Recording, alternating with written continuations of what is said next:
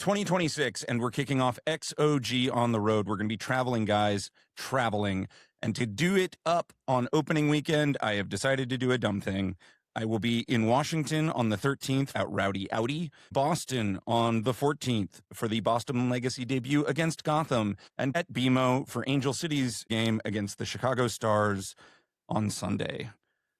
Yikes. If you are in any of those markets, be sure to come say hi before the game to Eric. And we plan to try and hit all 16 markets this year. I will be in New Jersey for Gotham FC against the Orlando Pride on Sunday, March 29th. And watch this space for more dates to come. In the meantime, if you are a fan of the show, we are doing a big Patreon sale where you can get an annual membership for a big discount, so be sure to use the code in the show notes for that. And we have launched a store. We have an official XOG store where you can get all the best merch for the start of the NWSL season, and Patreon members get 20% off with an exclusive discount code for that. So those are all the fun little goodies from us. Stay tuned for the show.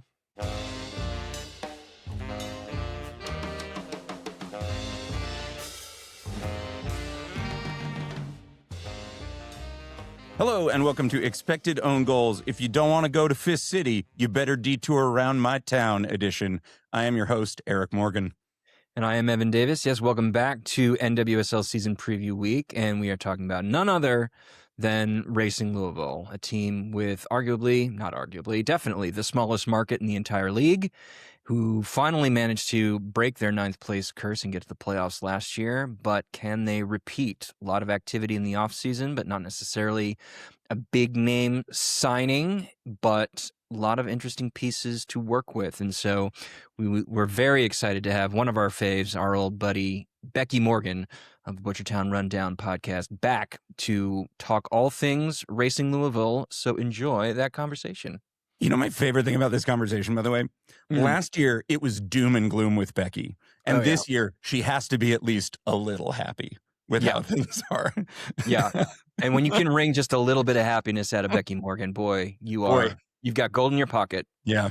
Enjoy. Normally, when we talk to Bekki Morgan, it's usually fire, brimstone, and general apocalyptic vibes around Racing Louisville. So I'm fascinated to hear where she landed back in November when suddenly they made the playoffs and their coach won Manager of the Year. But she is one of our faves. You can hear her on NWSL This Week and the Butchertown Rundown podcasts. The one and only Bekki Morgan. Bekki, welcome back. Thank you so much. I'm thrilled to be here.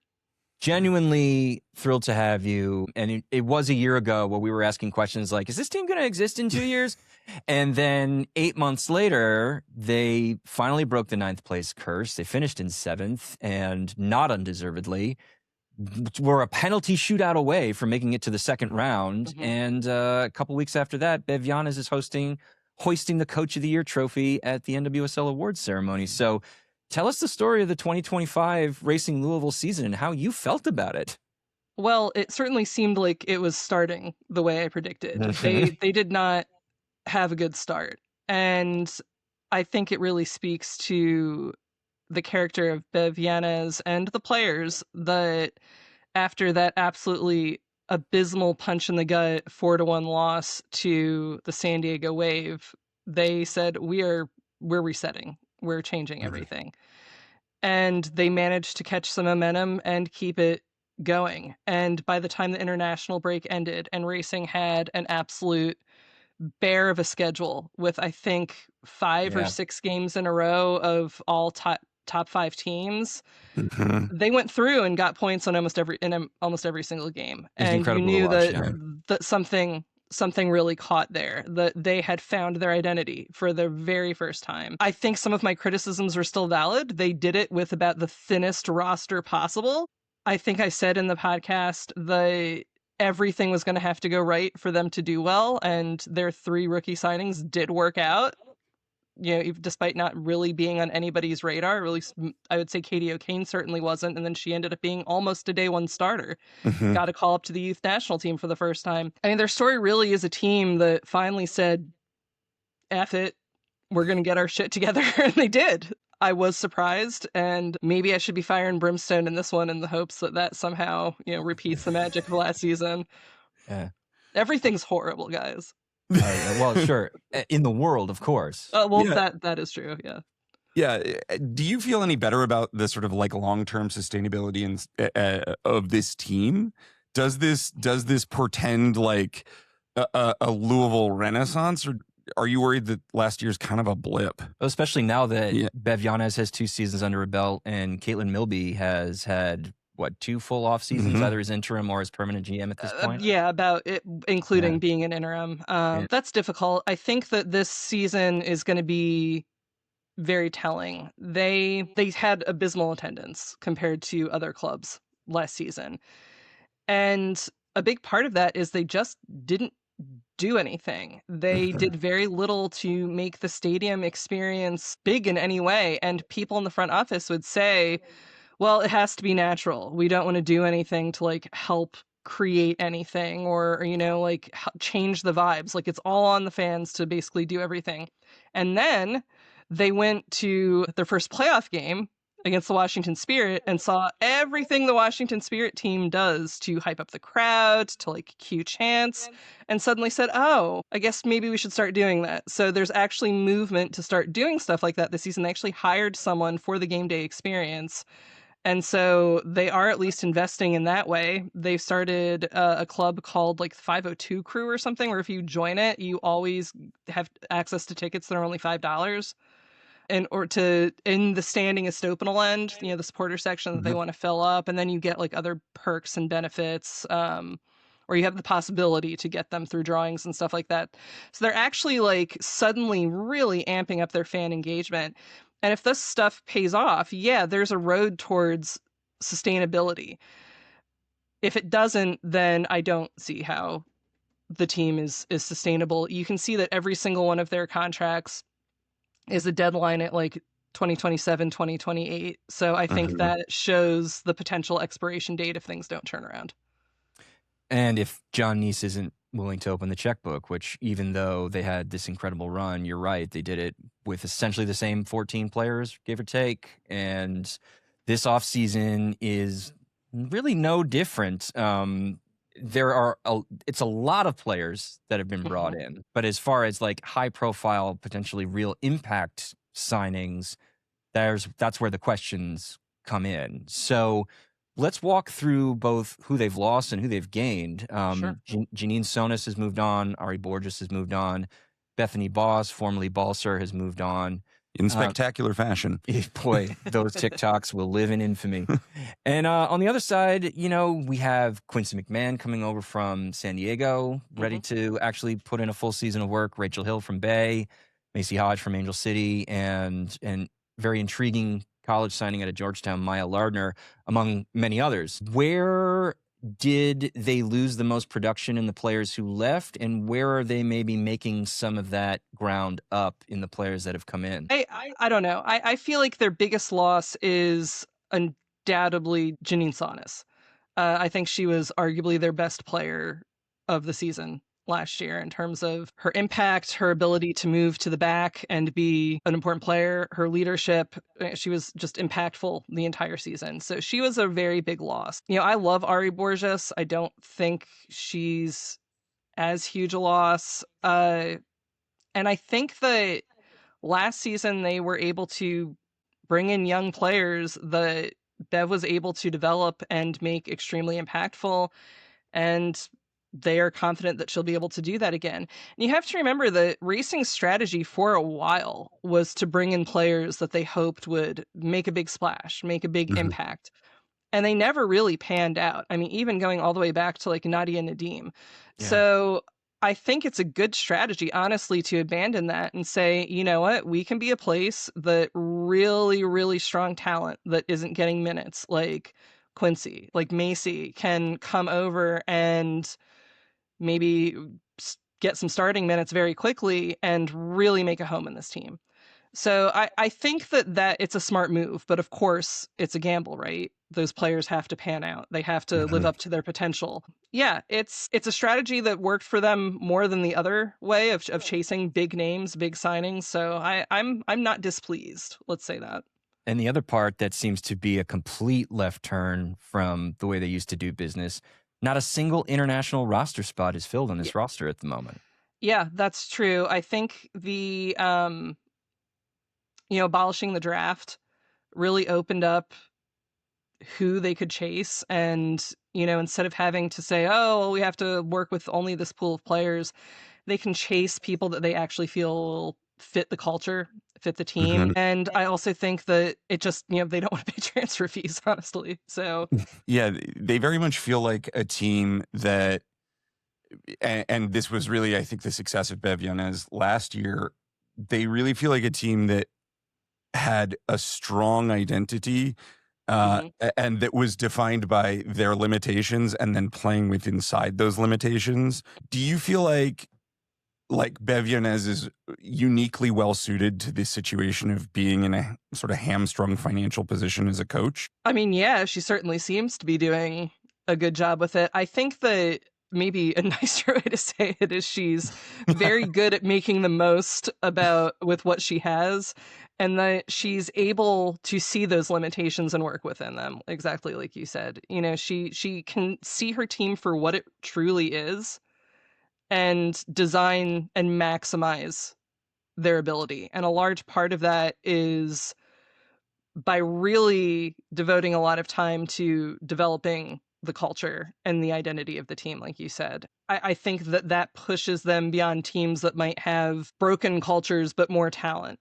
When you have a lot of young players who are trying to prove themselves for the first time and are completely bought in, and they're able, because they're young and healthy still, to play that really gritty, almost bullying style that leaves everything on the pitch. So I think that she knows who she has. She knows who the team has to be, basically, due to their limitations, and she's able to work within that space very well. You'll appreciate this. When we spoke with James Hawkins, the sporting director at the Washington Spirit before the championship last year, he said, you know exactly what Racing Louisville are going to do, and you still can't stop it. Yeah. Yeah. So it's a real testament. That. Yeah, it's a real testament to like how strong that identity is. And so let's walk through each line of this group. At NWSL Media Day, we showed Jordan Bloomer some of her data and asked, did you know you were one of the most effective keepers in the league last year? And she quite enthusiastically said, nope. What was it like to watch her last year after Lund went down? And do you think she can do it again? Yes, I think she can do it again. I've been waiting patiently for Bloomer's moment. When she was a rookie in preseason, I did an interview with all of Racing's rookies, and she left such an incredible impression. She had all the swagger. She had all the humor. She has never, I think, in a day of her life been anything but Jordan Bloomer. She is a fully realized human being, and she loves being a keeper. And I think the only thing that could stop her is a health issue. She has a bad back. She's had to have back surgery. I don't want to speak that into existence, but it is a concern. But other than that, I mean, no. I think she was like one of the missing ingredients in the sauce that Racing needed. Katie Lund, I have a lot of fondness for her. She did a lot for Racing. She's not a great communicator. She would be very silent on the back line. Bloomer is anything but. She is hyping everybody up. She's shouting. She's getting the crowd involved. And that has been transformational on the back line. Yeah, I want to talk now about that back line, which I think at times was possibly misperceived just because of the number of sort of fluky dropped points Louisville had in games. That back line was kind of low-key one of the better defensive units in the league last year. Certainly as far as their ability to deny good goal-scoring chances while their team in transition sought really good goal-scoring chances. How do you see this backline moving forward? Is it just the story of solidity, or do you feel like there's going to be any sort of shakeup that we see coming? No, honestly, I'm really curious to see what happens with it. They dealt with a shakeup last year when Lo Millet broke her collarbone and suddenly Janine Bekki had to go back there. So I think Bev has done a good job of trying to instill in the fact, which I think most successful coaches do, that you're more than your position. Everybody needs to be able to step up at any moment. And so if they can keep that mentality, they'll do fine. But Aaron Wright and Ellie Jean really were a fantastic center back pairing. And again, Ellie Jean is one of these players who you feel like has just been waiting for her moment. And she was giving it, and she was given her moment, and she seized it and did a really phenomenal job this past season. And if Racing can get that out of a few more of their new signings, I think they're going to be in great shape. Quincy McMahon, McKenna Mhm. Morris, Lauren Millay, Courtney Peterson. There's a lot of fullback potential, shall we say, some of which has a great deal of experience with Louisville, others of which are new to the team but are league veterans, and yet more who are coming off of a rookie year injury and now ready to prove themselves. What indications do you have, either from the team or just from what you have been scouting yourself, the depth chart at left and right back is shaping up to be? I really don't know. They've been pretty quiet. I've not been able to see any preseason games, any practices, anything like that. So it's a mystery to me. I think McKenna Morris was signed to be one of the future players in that spot, and unfortunately injury has helped her from seizing being one of the starting outer backs for Racing. Lo Millay, I think, has her spot if she's healthy. I don't think that they're going to take it from her.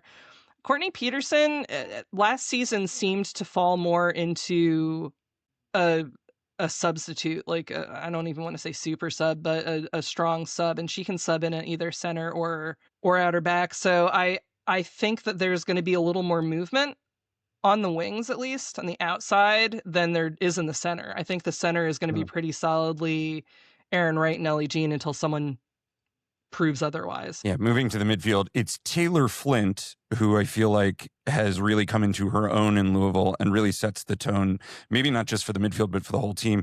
And then a bunch of question marks about how they orbit around Taylor Flint.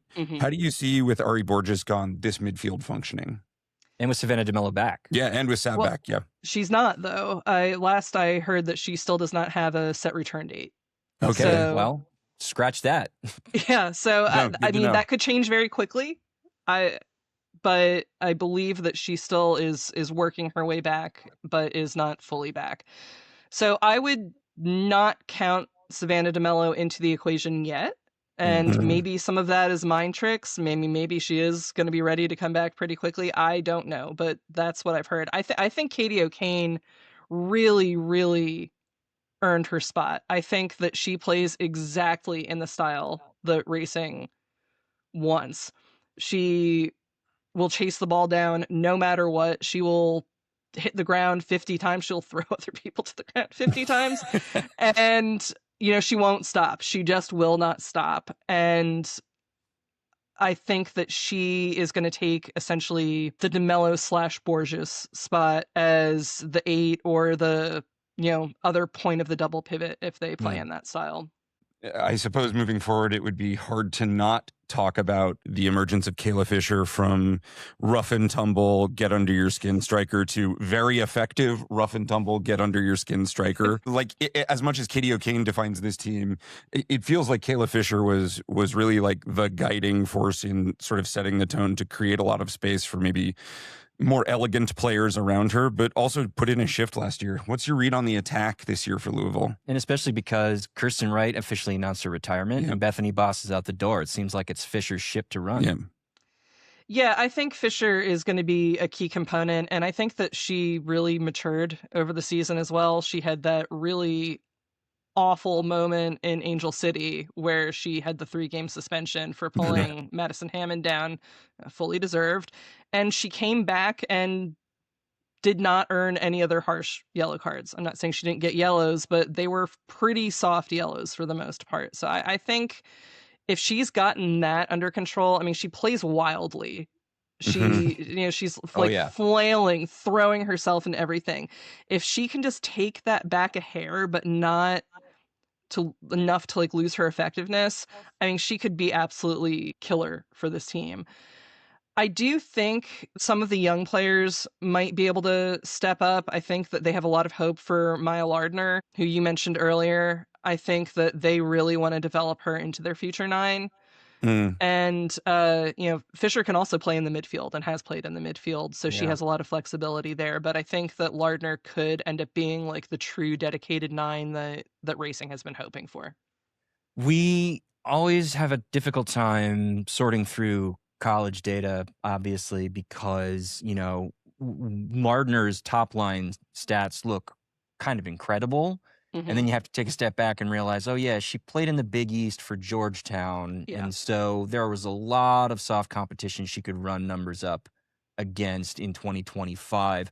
What do you or the racing coaching staff see in Lardner that makes them think she's got the goods to translate to not just an everyday pro, but potentially a star everyday pro?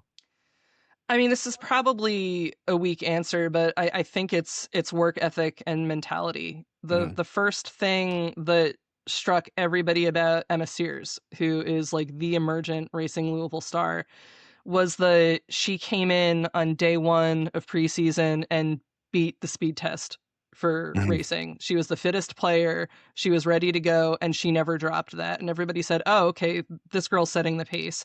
And I think that they're seeing similar things from Lardner and the other rookies.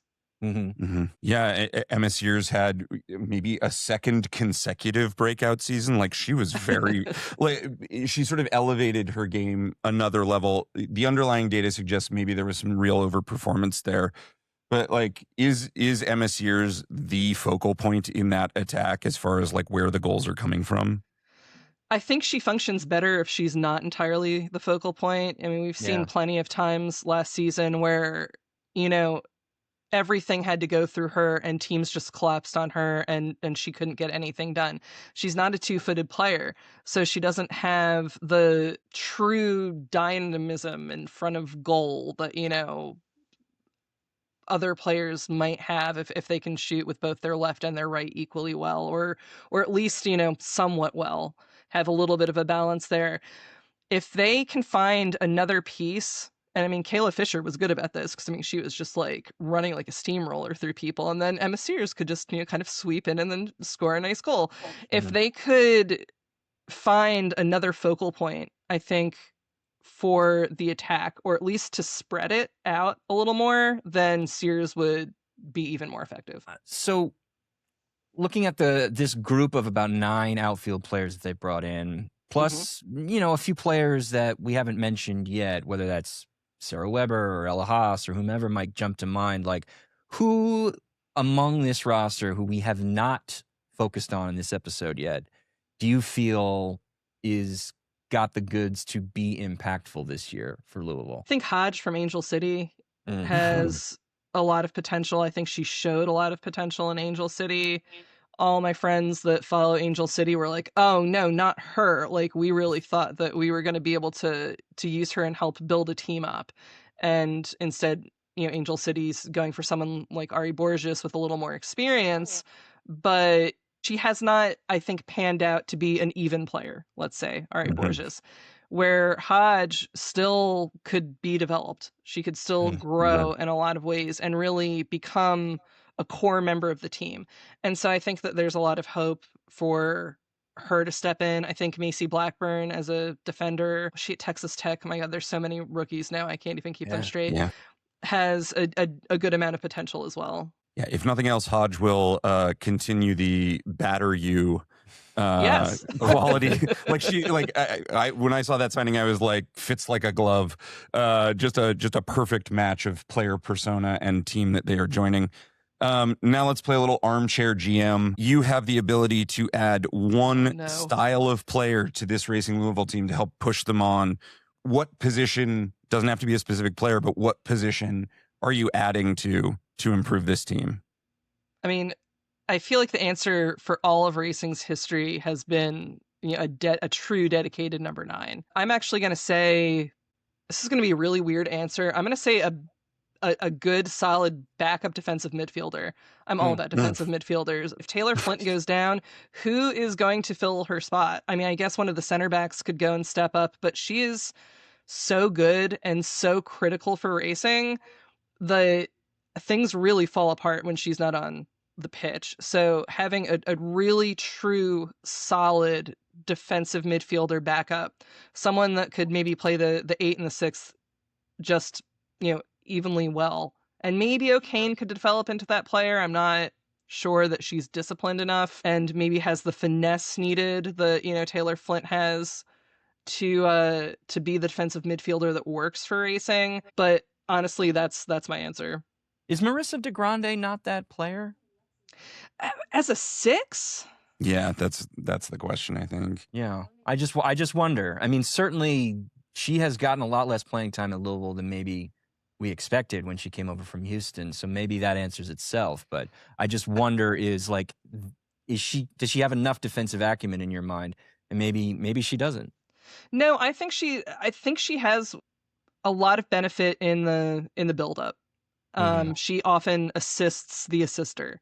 Right. So I think that she's better. She played dual 10s with Savannah DeMello a lot, and I think that that's kind of a more natural role for her, an 8. Yeah. No, the other thing, I just remember very early on in her career, back in her San Diego days, watching Taylor Flint in a game, and I was, from a scouting POV directly behind the goal, watching.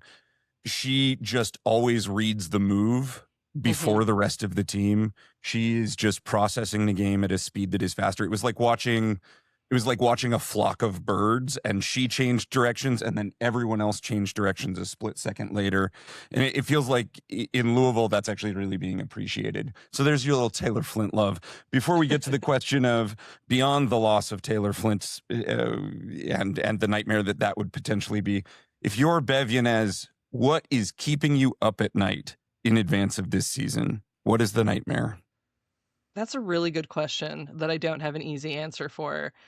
I know she has said in the past that in her first year, not like she lost sleep constantly because she just knew it wasn't fitting together. She knew that she was doing everything. She was thinking about everything tactically. She was overthinking everything tactically, overthinking every player, every movement, every single thing that happened, and that didn't work. So she realized that she needed to focus on the culture, and she needed to bring the players in on actually like deciding the culture and the non-negotiables. Read the great article Dan Lauletta wrote for Equalizer, speaking to her and a couple players about it. I think she feels a huge weight to make racing a recognized successful team.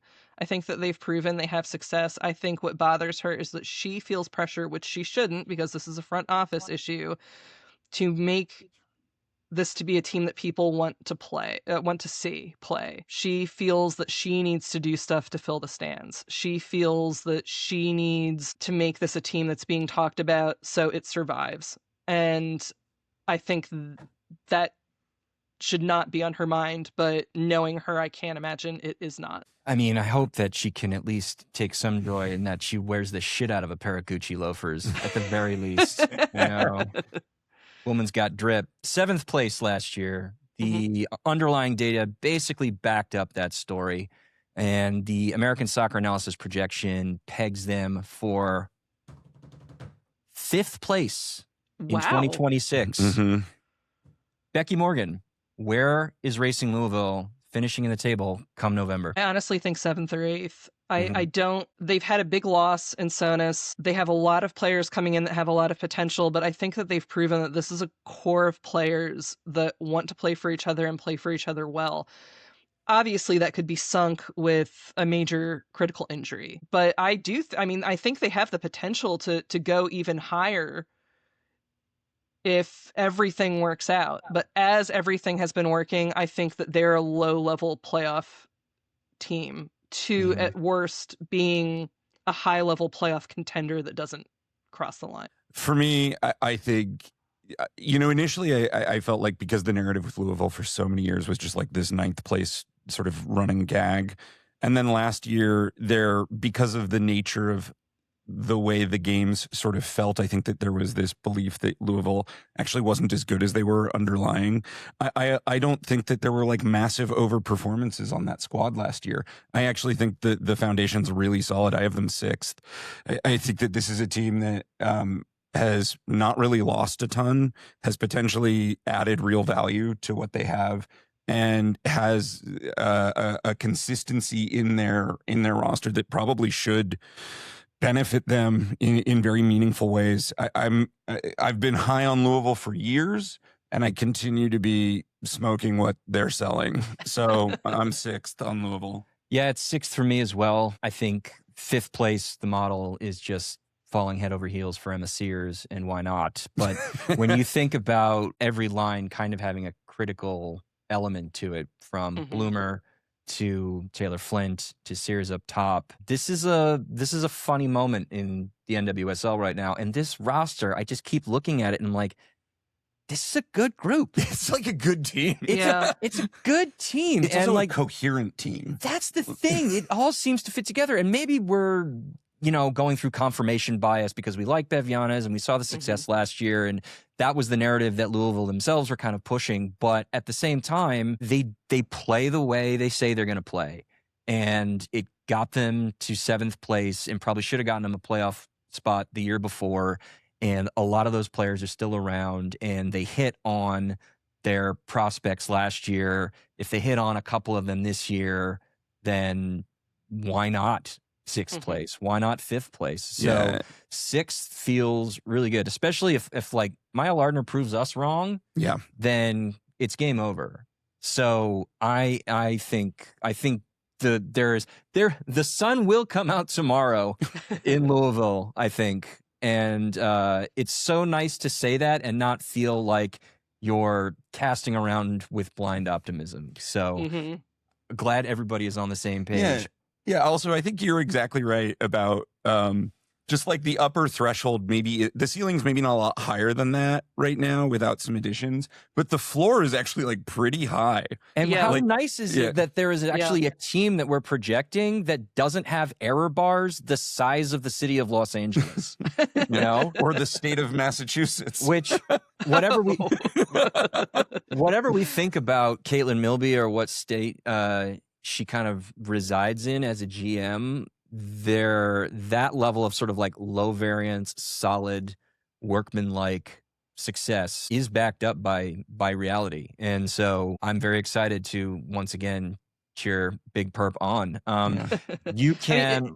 It's so much easier to build a team and identify the players you want when you actually have an identity, right? Yeah. Totally. When you actually know who you're trying to be. So I think that they're finally rock solid in that. The vibes are good. They have players that are dedicated to being there and have been there for years. And I think that you're gonna do much better with your prospects when you know who you are, because they spent so much time flailing around and getting players that just absolutely never got any minutes, like Angela Barone and Linda Montalo, players that I liked but just did not fit. They were nothing. They were not good to have just sitting around doing nothing. At the very least, racing is using all their pieces. That's right. I think that really, really helps the team. A lot of low-spending teams who think they want to be competitive think they just have to find marketing efficiencies in areas where data isn't picking up signal that other teams are recognizing. But maybe having a style of play and just drilling the fuck out of that for a year and a half is itself a market inefficiency for a small market team. And to return to what Hawkins said, a style of play that you can't really do anything about. Even when you know it's coming. Yeah. You can listen to Bekki on NWSL this week, as well as the Butchertown rundown, and catch her on social media at Bekki Morgan. Bekki Morgan, you're the absolute best. Thanks so much for being here. Thank you. Thank you so much for having me. This was a lot of fun. Well, thank you so much for listening. Be sure to do all the things you're supposed to do with podcasts. Rate us 5 stars, drop a kind review in your podcatcher of choice, and follow along with the feed if you haven't done so already. Tell all of your friends about us if they don't know about the show. up to this point. And if you want to follow us on social media, you can do so at XOwnGoals. That's the letter XOwnGoals on all social platforms. Keep your eyes out on YouTube, Instagram, and TikTok for a lot of cool exclusive video content there. And if you believe we've made an own goal, please email us at xog@xowngoals.com. That's the letter XOG at the letter XOwnGoals.com. Looking forward to our next season preview very soon.